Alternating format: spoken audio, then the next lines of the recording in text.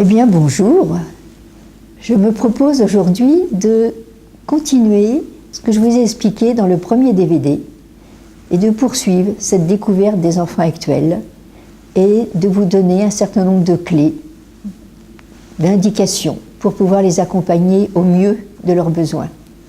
Alors, si vous vous souvenez, et ce qui se passe avec les enfants à l'heure actuelle et qui se fait sur un temps extrêmement court, c'est que non seulement ils ouvrent un nouveau fichier, mais ils en ouvrent plein.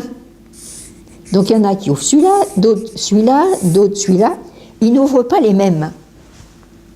Ce qui fait que si vous vous souvenez, je vous avais parlé qu'il y avait comme des familles à l'intérieur de ces enfants actuels, eh bien parce qu'ils n'ouvrent pas les mêmes fichiers. Ce qui fait que du coup, ils sont extrêmement spécialisés. Ils ont beaucoup de mal à avoir un intérêt global, culture générale comme on demandait avant. Culture générale, ça ne les intéresse pas. Ce qui les intéresse, c'est le domaine correspondant à leur fichier.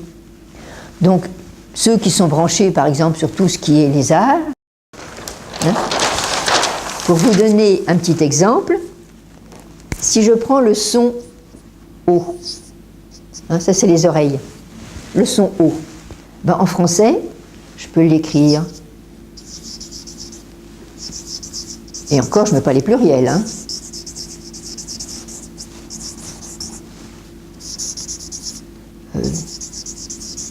Ça, c'est de l'ail, des os. Et puis, j'ai tous les hauts de... j'ai le haut.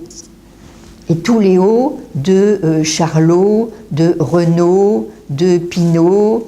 Oui.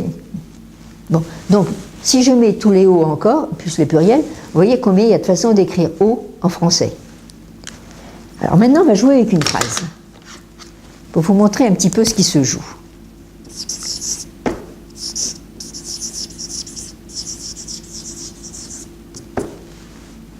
Il persévère.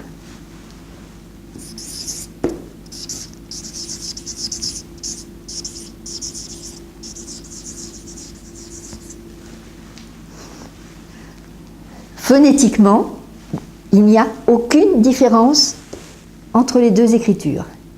Le sens n'est pas tout à fait le même. Donc maintenant, si on continue de jouer, il, on ne va pas s'occuper des pluriels. Il, j'aurais pu l'écrire comme ça. Ou comme ça. Père.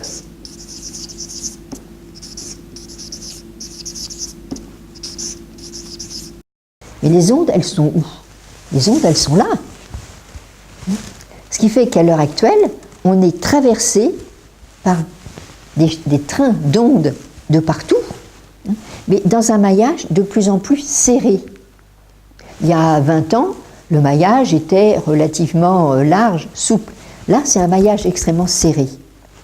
Et comme nos enfants ne sont pas physiquement à la Terre, donc ils n'ont pas de prise de terre, c'est comme en électricité. Quand votre circuit électrique est en surcharge, s'il n'y a pas de prise de terre, tout saute. Et bien là, nos enfants, ils n'ont pas de prise de terre, ils sont dans un maillage extrêmement serré d'ondes électromagnétiques, et bien, ils disjonctent. Ils disjonctent et ils deviennent des ébulons. Donc, réduire au maximum cette pollution. C'est-à-dire que déjà, pas d'appareil en veille dans la chambre de l'enfant. Pas de radio-réveil à côté de lui. Pas d'appareil en veille de l'autre côté du mur de la tête du lit. Parce que les ondes, elles passent les murs. Mais faire attention à ce genre de choses. Essayez qu'il ne soit pas devant un écran plus d'une demi-heure. Qu'il n'y soit pas 2 heures avant le coucher. Parce que tout ce qui est écran, le rayonnement des écrans, excite les neurones. Et les neurones, il leur faut du temps pour se calmer. Donc si l'enfant va se coucher